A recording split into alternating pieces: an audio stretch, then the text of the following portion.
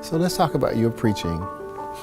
So when you reflect on the fabulous preaching that you do, you consider yourself a narrative preacher, an expository preacher, or what? So how would you define your preaching? If I had to define my preaching, I would define it this way.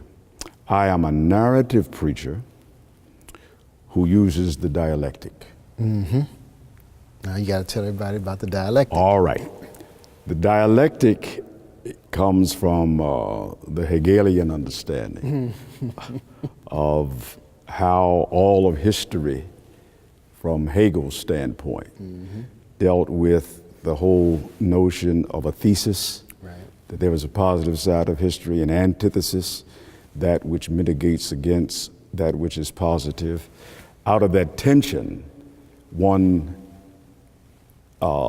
develops a synthesis. So there's the thesis, the antithesis, the synthesis.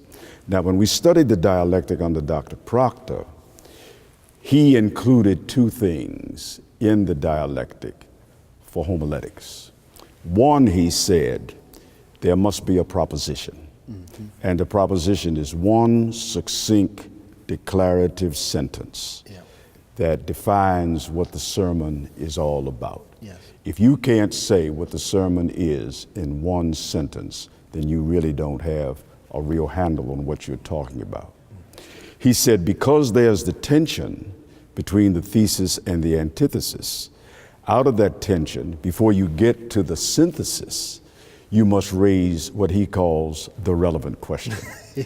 So that the synthesis is not just the resolution of the tension between the thesis and the antithesis, but it is the question with which the synthesis wrestles and answers.